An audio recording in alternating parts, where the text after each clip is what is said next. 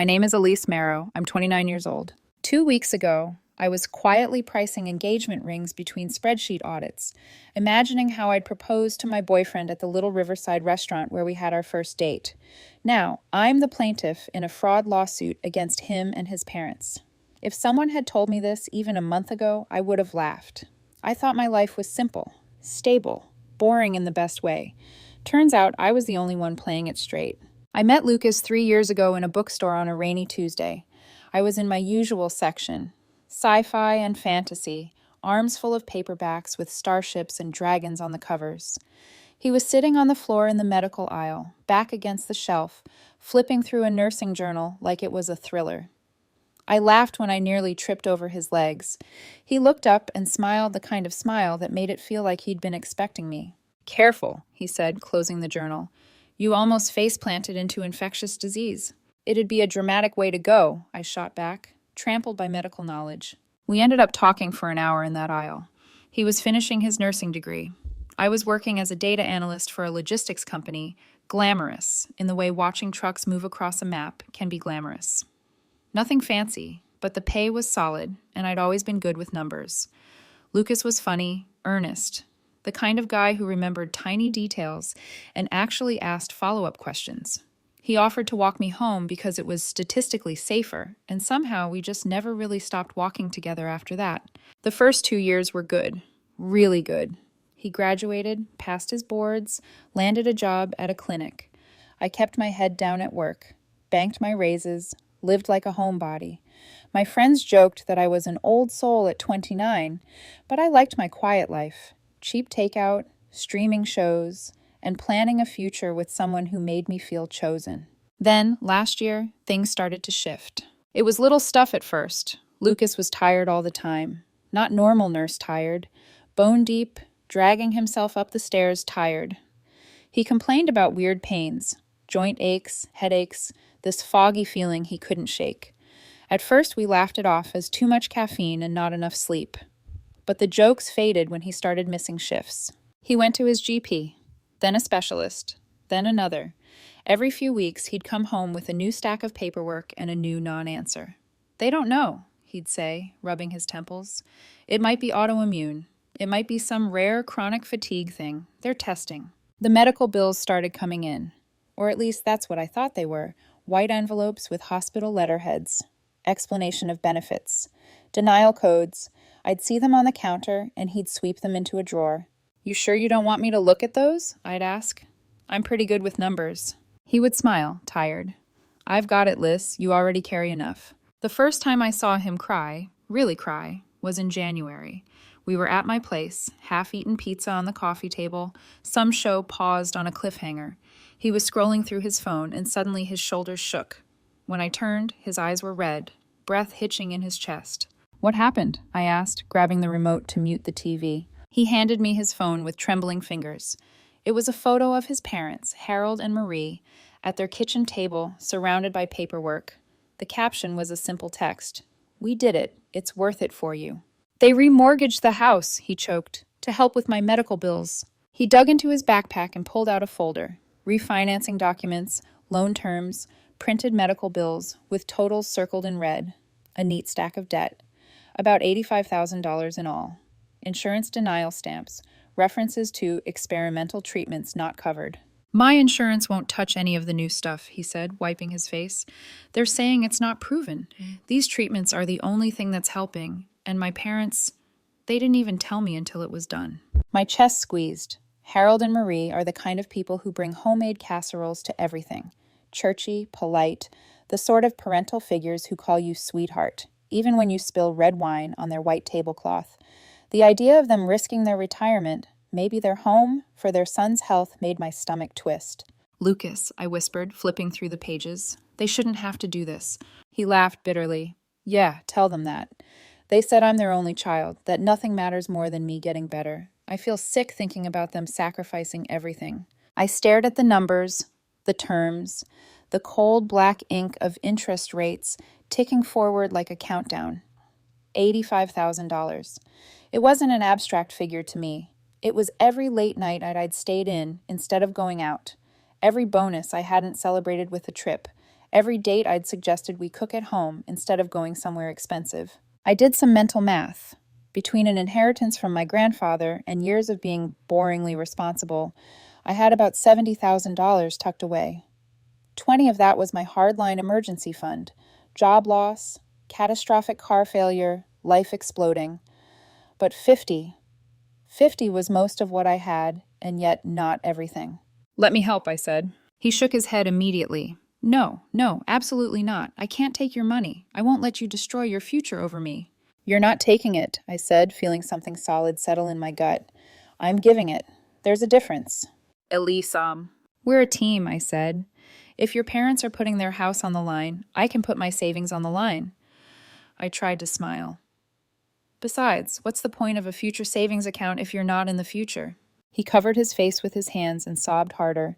"You don't understand how much this means to me." "Then help me understand," I replied. "Send me the account details." He hesitated, as if torn between his script and his performance, then nodded. I transferred $50,000 to his account that week. I watched the numbers in my banking app drop and felt weirdly calm. This was love, right? Sacrifice, investing in us. I kept $20,000 tucked away, my quiet insurance policy against the universe. He promised he would pay me back once he was back to full-time work and the treatments had worked. I told him not to worry about it. I meant it at the time. If this were a movie, maybe there'd have been ominous music in the background as I hit confirm. Some low, thrumming note signaling that I'd just stepped off a cliff. In real life, there was just the soft click of my mouse and the hum of my refrigerator. Still, late that night, lying awake with Lucas sleeping beside me, I stared at the ceiling and felt a strange tightness in my chest. The numbers kept floating through my head. 85,000, 70, 50, 20. "You'll be fine," I told myself. "You're careful, you have a good job, and you love him. That has to count for something." I rolled over, tucked myself against his back, and tried to ignore the tiny voice in the back of my mind whispering that emergency fund might not mean what I thought it did. 3 weeks before my entire world flipped, I was at work, eating a sad desk salad and doom-scrolling through social media during lunch. I wasn't looking for anything. I wasn't suspicious. I was simply bored. Then the algorithm betrayed me. Lucas's mother, Marie, has never understood privacy settings. Her Instagram page is a public scrapbook of oversaturated sunset photos, blurry Bible verses, and every meal she's ever eaten. Usually harmless. Usually boring. But not that day. The first post hit me like a punch. "Living our best life in paradise, so blessed. Maldives family vacation. #blessed, #family time, #island life." There they were. Marie in a designer sun hat, drink in hand. Harold grinning under a waterfall shower. Lucas, my sick, exhausted, chronically fatigued boyfriend, lounging on the deck of an overwater bungalow in a swimsuit that probably cost more than my rent. The Maldives. Private bungalows, infinity pools, 10 nights minimum. Each picture was time-stamped from the past week. They'd been there for days. During the same period, Lucas had told me he'd been too tired to leave the house. My fork clattered onto my desk. I kept scrolling, numb. More photos, more cocktails, an aerial shot of a private seaplane transfer, a video of Lucas laughing, while pushing Marie into turquoise water. The same Lucas who had told me he couldn't walk to the mailbox without pain. I closed my eyes, forcing myself to breathe. Then something, data analyst instinct, trauma response, self-preservation, kicked in. I opened the screenshots folder on my phone and started saving everything. Every photo, every caption, every timestamp. Then I opened my banking app. The $50,000 transfer glowed on the screen, a single clean line of numbers that felt suddenly radioactive. I swallowed hard and made the first call. "Billing department, this is Carla speaking." "Hi," I said, gripping my phone tightly. "I'm following up on a patient's payment plan. Lucas Marlowe? I just need confirmation of the total remaining balance." A pause. "We don't have any outstanding balances under that name." I blinked. "None?" "Nope." His insurance covered most of the charges. Remaining balance was around $3,000, but that was paid in full months ago. My stomach twisted so violently I nearly doubled over. Are you sure?" I whispered. "Positive. Anything else I can help with?" I hung up without answering. Next call, the specialist clinic. Hi, I'm checking on the status of the experimental chronic fatigue treatment. For Lucas? Confused silence. I'm sorry, we don't offer experimental treatments. We're a standard rheumatology clinic. I thanked them. I hung up. I stared at the wall as the truth crashed down like a slow-moving avalanche. No bills, no experimental treatments, no insurance fights, no medical debt. Nothing. The refinancing documents he'd shown me flashed through my mind. So I pulled up the screenshots I had taken months ago, because I screenshot everything, and zoomed in. The logo was slightly pixelated. The header font didn't match the bank's branding. The formatting was wrong. There was even a typo in mortgage. Every document was fake. Every moment of panic, every tear he shed, every night of, "I'm so tired, Elise, hold me." Every time I offered to cover dinner because your meds cost so much, all of it built on lies. By the time I drove home after work, my hands were vibrating with adrenaline. And Lucas walked in like nothing was wrong. He kissed my cheek, set his bag on the counter, started talking about his day, patients, annoying coworkers, a funny story someone told him. I didn't speak, not until he opened the fridge. "Lucas," I said quietly, "come here." He frowned but walked over. I turned my laptop toward him. Marie's Maldives post filled the screen. The color drained from his face so fast I thought he might faint. "Elise, it's not—" "Your parents look great," I said flatly. "Hope the treatments didn't cut into their vacation time." He swallowed hard. I can explain." "Please do." He floundered. "They needed a break. The stress from everything. They used savings." I cut him off. "I called the hospital." Silence. "I called the clinic." Silence. I looked at the refinancing documents again. Silence stretched, thick and suffocating. Finally, he whispered, "Elise, I was going to tell you." "Tell me what? That you fabricated medical bills? That your parents helped? That the three of you staged a whole narrative to con money out of me?" His eyes flicked, panicked, calculating. "No," he said sharply. "It wasn't fraud. You gave it as a gift, voluntarily. You insisted. You literally begged to help." There it was. The shift. The soft, vulnerable boyfriend vanished. In his place stood someone colder, someone prepared, someone who had rehearsed this. "And you never put anything about medical bills in writing," he added. "So legally—" I stepped back like he'd slapped me. "You already thought of this," I whispered. "Didn't you?" He didn't answer. He didn't need to. "Get out." "Elise, get out." His voice hardened, snapping out like a weapon. "You'll never see a dime of that money again. And if you try anything, I'll tell everyone you're controlling, abusive, bitter about a gift."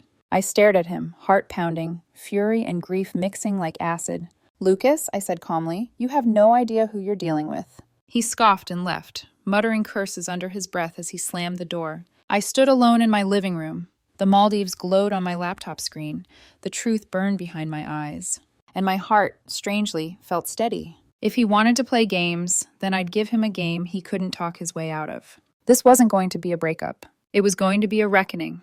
I didn't cry that night. I didn't scream or break dishes or replay old memories wondering where things went wrong. Instead, I sat at my dining table with a cup of cold tea and did exactly what I've always done when life feels like it's trying to crush me. I opened Excel. Every screenshot, every money transfer, every fake document, every message between Lucas and me where he hinted at his medical struggles.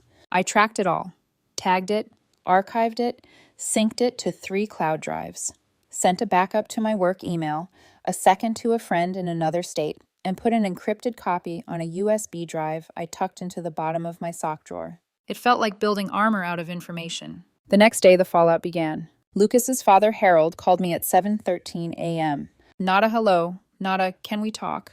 Just rage. "How dare you upset Lucas after everything he's going through," he barked, voice thick with self-righteous fury. "Harold," I said calmly, "I know about the Maldives." Silence, then a scoff. "You ungrateful little girl. That money was a gift. You can't take back a gift because your feelings got hurt." "You're right," I said, "but I can sue for fraud when a gift is obtained under false pretenses." He laughed. Actually laughed. A flat barking sound. "You think you're smart? Lucas documented everything. He has messages of you insisting he take the money. Not a single text that mentions medical bills. Not one. You can't prove anything." Oh, Harold. He truly didn't understand who he was dealing with. "Lucas showed me falsified medical documents," I said quietly. "That's fraud." "Prove it," he snarled, then hung up. I stared at my phone for a long moment. Challenge intensified. It took 3 days for the next attack. Fake social media posts, vague, sad stories about surviving an emotionally abusive partner. A dramatic picture of Lucas in a hospital gown from months ago with the caption, "Sometimes the people who swear they love you are the ones who break you the hardest." He'd tagged mutual friends. Some of them messaged me, confused. "Elise, what happened? Did you really abandon him while he was sick?" I sent them Maldives screenshots, then the hospital's confirmation email, then the clinic's transcript stating there were no experimental treatments. The silence afterward was satisfying.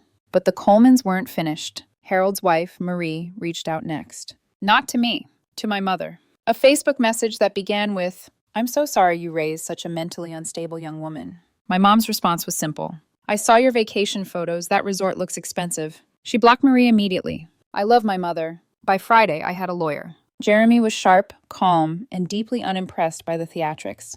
"You have everything documented?" he asked. "Everything," I said. "Good," he nodded. "This is a strong fraud case. The fake medical documents alone are enough to pursue civil charges. If they refuse to settle, we can involve the district attorney. This could become criminal." Criminal. The word sent a small shiver down my spine. We filed the lawsuit that afternoon. Fraud, seeking full restitution and legal fees, naming Lucas and both his parents as defendants. Papers were served Monday morning. Their reaction was immediate and explosive. 23 missed calls, 5 voicemails, 4 increasingly panicked texts from Lucas, 1 from a new number because I blocked the first. Then came the escalation. Tuesday morning, my manager called me into her office. Someone had submitted an anonymous tip to HR accusing me of embezzling funds from work. I sat there stunned. "They said you've recently come into a large sum of money," my manager said dryly, "and are hiding it." I laughed because it was so absurd it was almost comedic, and then explained everything.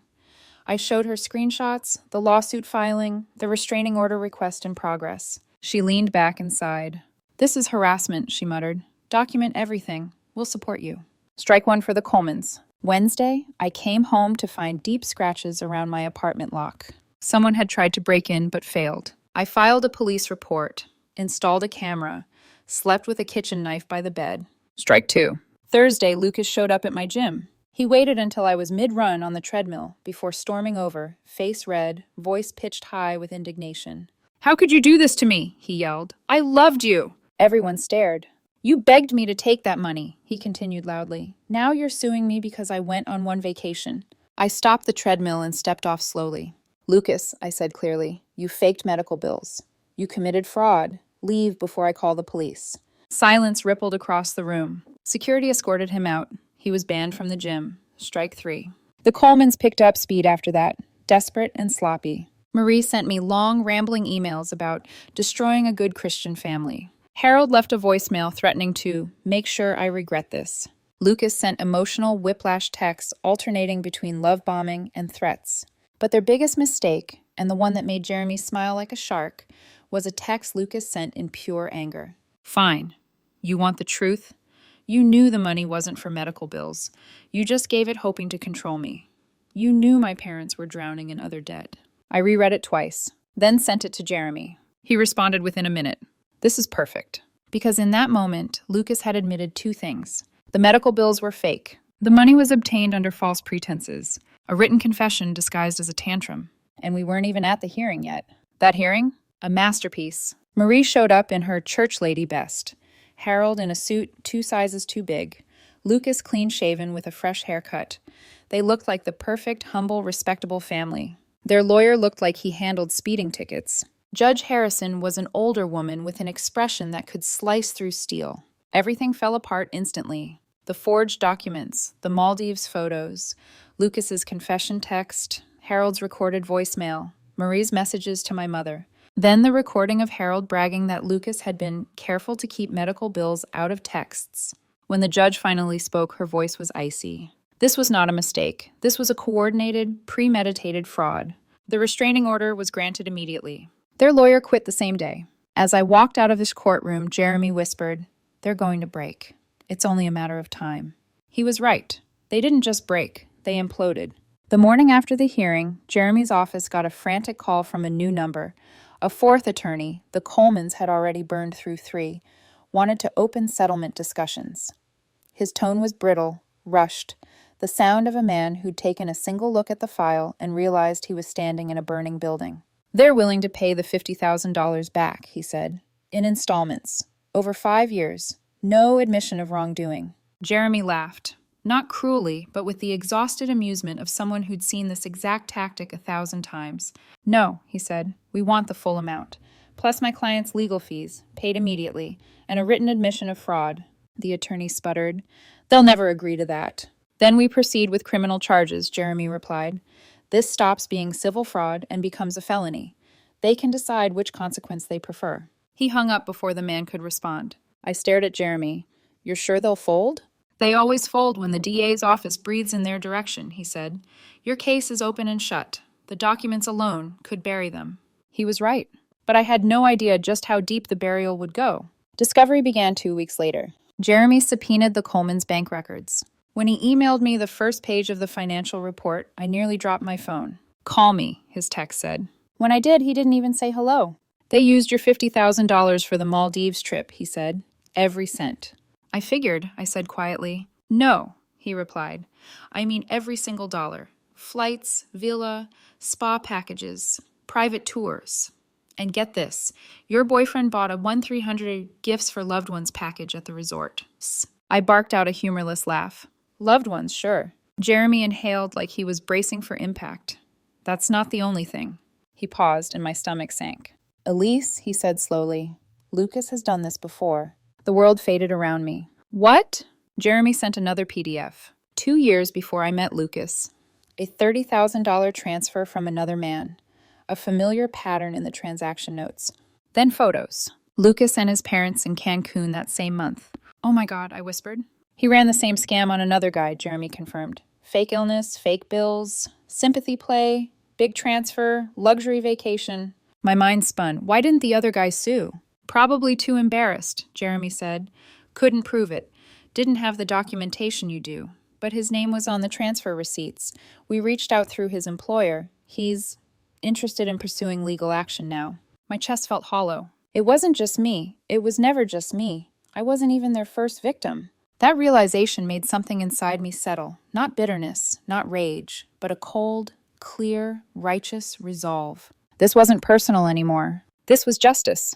3 days later, the fourth attorney called Jeremy again. Breathless, pleading. "They'll pay," he said. "They'll pay everything. Please, just give them more time." Jeremy tapped his pen, unimpressed.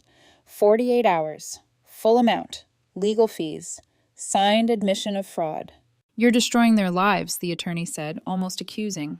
"No," Jeremy replied evenly. "They are." He hung up. 48 hours passed. Nothing. Then, on the 49th hour, Marie Coleman showed up at my mother's house. My mom recorded everything on her phone. Marie was sobbing so hard her words were barely intelligible at first.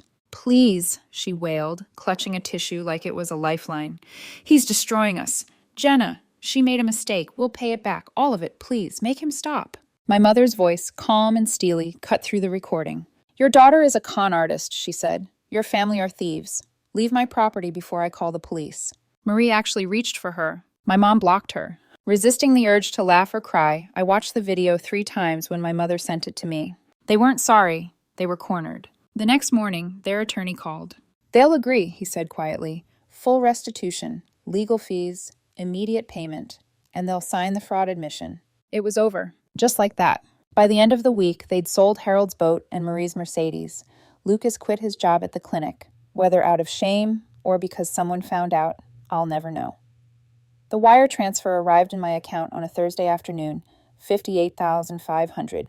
Every penny returned, along with a beautifully worded, legally airtight document in which all 3 Colemans admitted to conspiring to defraud me through falsified medical documents, false claims of illness, and intentional deception for financial gain. Jeremy framed it and hung it in his office. I printed a copy too, not for revenge, for closure. Maybe a little bit for revenge. 1 month later, the other man, their previous victim, filed his own lawsuit.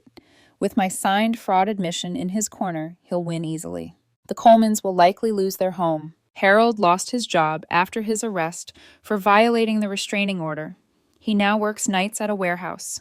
Marie is selling MLM essential oils online with captions like, "God tests us hardest when we are closest to blessings." Lucas vanished from social media entirely.